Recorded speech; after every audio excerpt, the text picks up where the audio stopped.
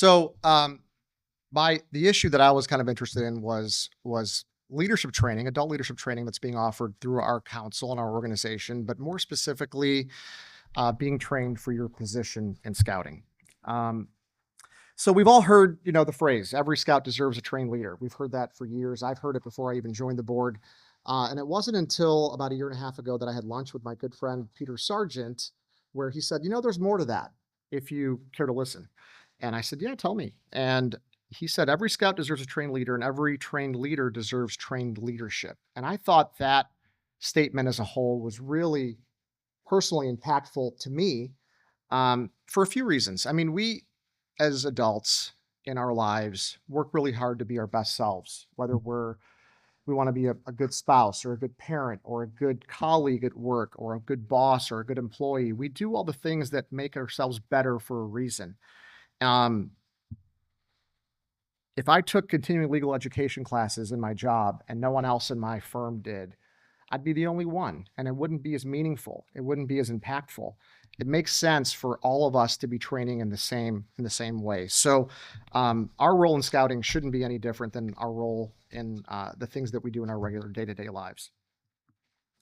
My story for this issue began 2 years ago, last January, and I'll preface it by saying I was already on the board for 6 years at that point, and I already served as an officer on the board for 6 years at that point, or for 4 years, as general counsel, and before that as VP of administration.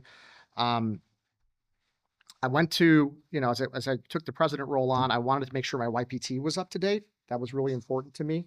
I knew that I was current, but I wanted to know when it was expiring. So I went to my.scouting.org to check on that. And I was able to confirm that I was up to date. It was expiring later that spring. And then when I went to the dashboard, I saw that there were some training opportunities and modules available that I had never heard about. So I clicked on the training modules, the training link for council board members. Go figure, there's one for council board members. And I'm not saying anything negative about our organization at all, but I didn't know anything about this. No one ever told me. And for 6 years, I didn't know that this training was available. So I said to myself, I'm going to take this training as soon as I can. I ended up taking it over the next 4 weeks. It didn't take 4 weeks to finish. It was only a few hours, but I could do it in little bites.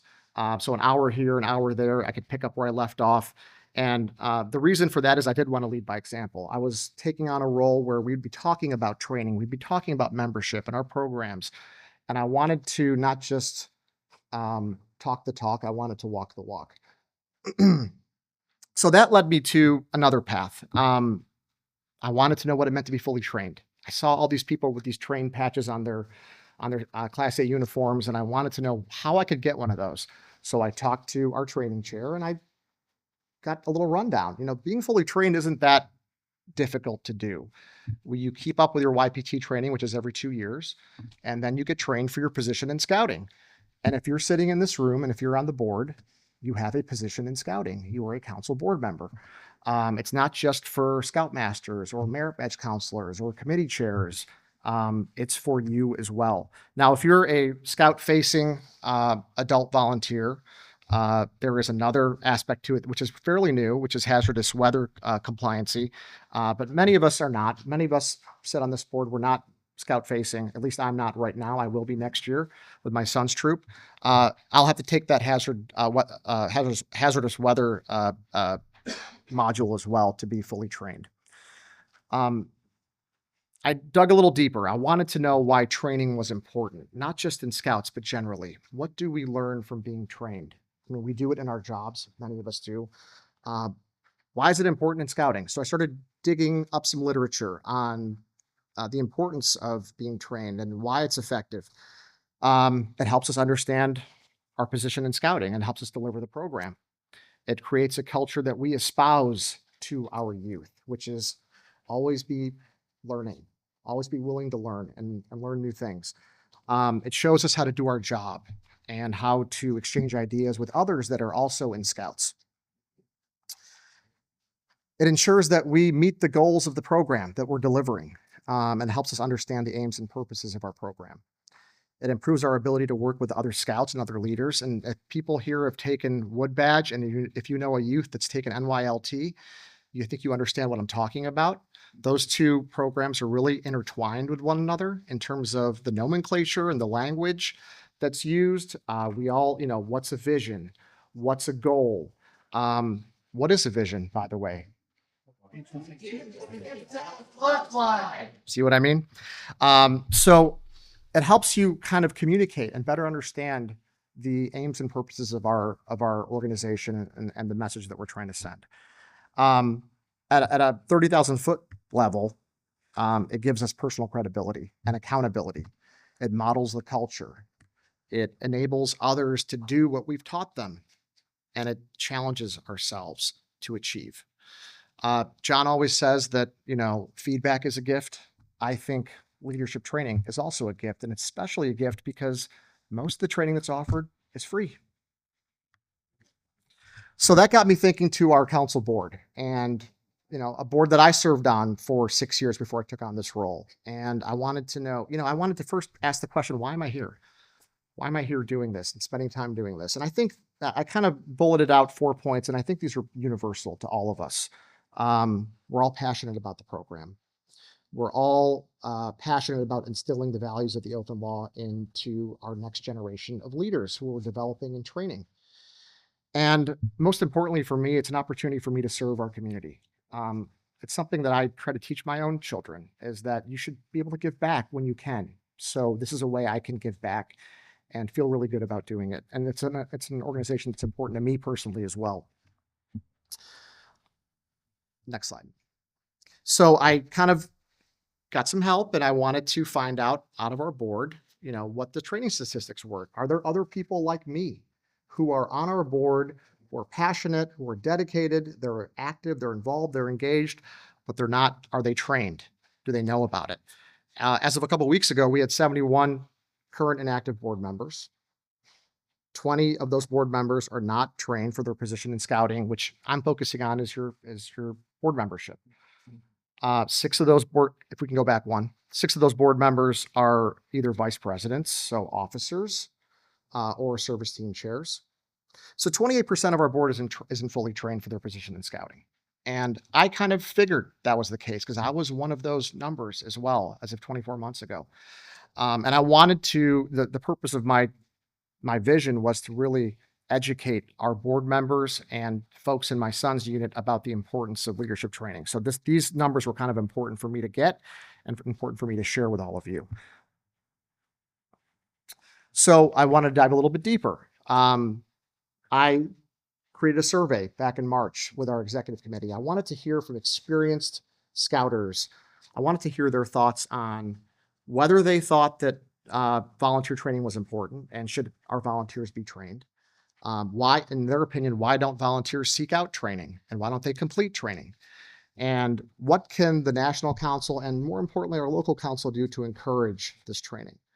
And so I got those surveys, 30 surveys I sent out. I got 30 results, and I kind of distilled the answers per question on the next 3 slides. Why is leadership training important? All of you said that it teaches us about our policies, our practices, our goals.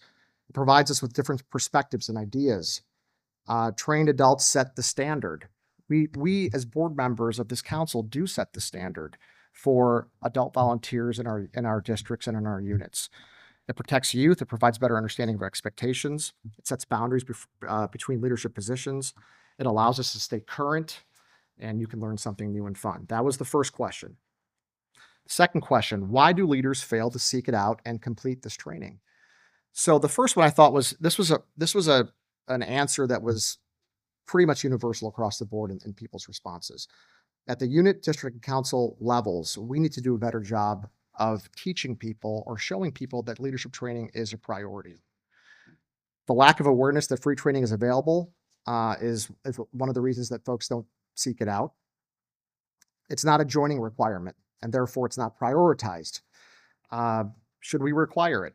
Maybe. Maybe that's a question for another time.